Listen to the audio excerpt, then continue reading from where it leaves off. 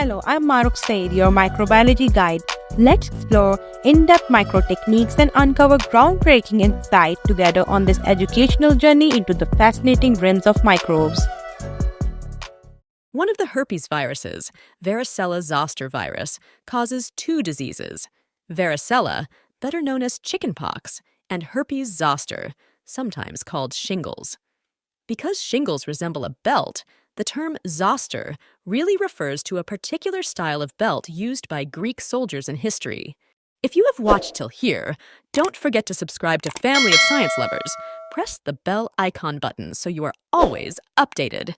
Let's now briefly discuss the nervous system, which is divided into two sections. The peripheral nervous system is made up of the nerves that branch out from the central nervous system to reach the skin, muscles, and organs. The central nervous system is made up of the brain and spinal cord. The cranial nerves, which are peripheral nerves originating from the brain, are responsible for the motor and sensory innervation of the head and neck. The trigeminal nerve, often known as cranial nerve V, is the particular cranial nerve that supplies sensation to the face. The trigeminal ganglion, a collection of nerve cells in the side of the face between the eyes and ears, is produced by its sensory neurons. The spinal nerves are the peripheral nerves that emerge from the spinal cord. A ventral and dorsal root forms each nerve. Neurons in the ventral roots are responsible for transmitting motor innervation from the spinal cord to the muscles.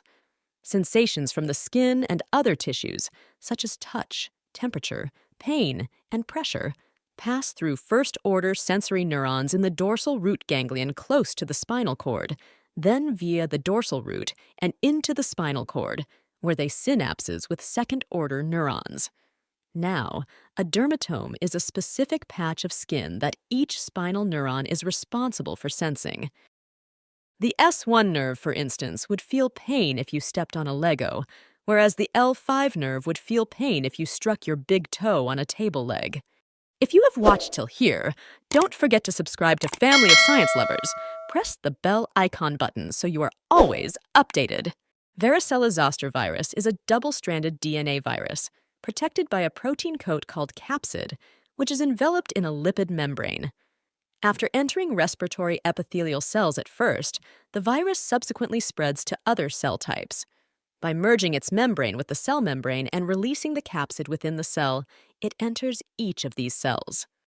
After attaching itself to the nucleus, the capsid injects viral DNA into it, where it is replicated. After being translated into RNA, the viral genes go to the ribosomes to be translated into capsid proteins. The viral DNA and capsid combine to form one. After obtaining their lipid membrane via the Golgi complex, a cell organelle responsible for packaging proteins, the newly created viruses eventually exit the cell, leaving a dead cell behind. The viruses leave the lungs and enter the air when an infected person coughs or sneezes.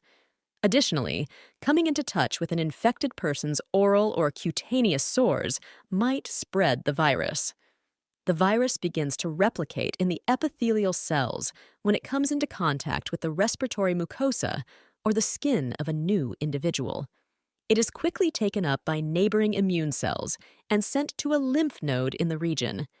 These days, the virus produces varicella, or chickenpox, as its major infection. It progresses through two stages: primary viremia and secondary viremia. If you have watched till here, don't forget to subscribe to Family of Science Lovers. Press the bell icon button so you are always updated. The virus that causes primary viremia targets the reticuloendothelial system, a component of the immune system composed of phagocytic cells in the liver and spleen. The virus begins infecting immune cells, particularly T cells, around 2 weeks after it enters the body. This is known as secondary viremia. T cells that are infected begin to express proteins that attach to skin cell receptors. It appears as though the virus is traveling via the T cell to reach the skin. Upon reaching the epidermis, the T cells discharge the viruses, which initiate the infection of keratinocytes. The virus travels straight from cell to cell through the skin. Occasionally, the keratinocytes that are infected begin to fuse together to form enormous multinucleated cells known as Zank cells. Interferons alpha and beta are secreted by uninfected cells in order to prevent the creation of viral proteins and protect those cells from infection. Little lesions that are isolated from normal skin patches develop on our skin as a result. If you have watched till here, don't forget to subscribe to Family of Science Lovers. Press the bell icon button so you are always updated. Along with infecting keratinocytes, the virus also travels retrogradely, that is, backward via the neuron to the dorsal root ganglia, or, if it is on the face, the trigeminal ganglion, in sensory neurons found in the skin. The majority of viruses in the body eventually disappear when the adaptive immune response takes over, but the viruses in the ganglions are spared and can lie latent for a long period. The virus most frequently enters a latent condition in the dorsal and trigeminal ganglia.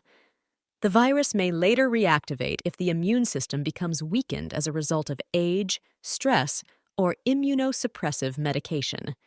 It can then return up the sensory nerve, migrate anterogradely to the skin, and infect the innervated dermatome, resulting in shingles, also known as herpes zoster. The most frequent side effect of shingles and chickenpox is a subsequent bacterial infection of the skin sores. So, hepatitis may develop if the liver becomes contaminated. Pneumonia results from the infection spreading to the lungs. Encephalomeningitis may develop if the brain or the meninges, which are its protective membranes, become inflamed.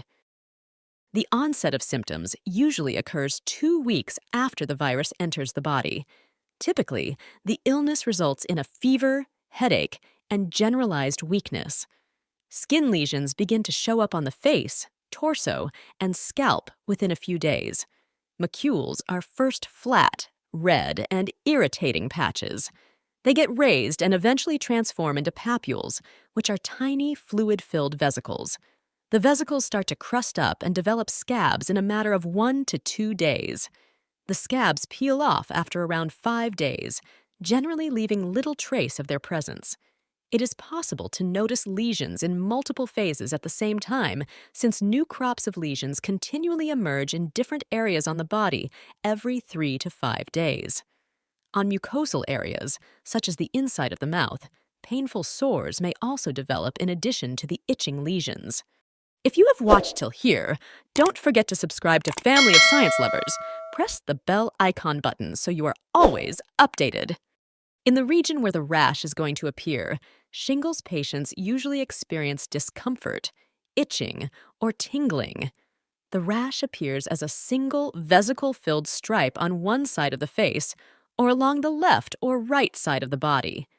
The rash typically goes away in 4 weeks, although post-herpetic neuralgia, a condition where pain persists for beyond 90 days in the afflicted dermatomy, can occur.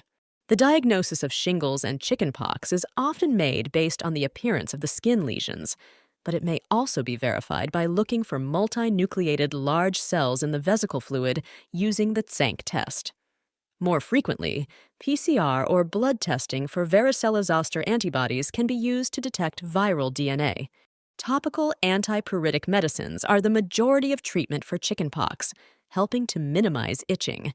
In addition, analgesics and anti-inflammatory drugs can help lower fever. However, aspirin should not be administered to a person who has chickenpox, since it might induce Reye syndrome. Reye syndrome is characterized by an accumulation of ammonia in the body as a result of both aspirin and Varicella-Zoster virus affecting the liver. Antivirals such as valaciclovir, famciclovir, and acyclovir can be utilized in immunocompromised patients. Varicella-Zoster immune globulin, or VZIG, are anti-varicella antibodies that can be administered in certain circumstances to treat immunocompromised or pregnant patients. Finally, by assisting the body in developing a protective response against a weakened strain of the virus, the varicella vaccination can help prevent chickenpox. The zoster vaccination, which is more frequent in adults, can also be used to lessen zoster. If you have watched till here, don't forget to subscribe to Family of Science Lovers. Press the bell icon button so you are always updated. Okay, to quickly review, the Varicella-Zoster virus is a kind of herpes virus that primarily infects lymph nodes and then infects skin keratinocytes and neurons.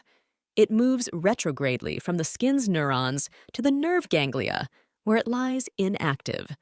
A rash with concurrent macules, papules, vesicles, and scabs that appears on the scalp, face, and trunk is the hallmark of chickenpox. The reactivation of the virus, which produces vesicles along a single dermatome, is what causes herpes zoster, often known as shingles. Antiviral medications are occasionally used in addition to the standard symptomatic approach. Thank you so much for watching. Don't forget to subscribe to my channel, press the bell icon button. Thank you!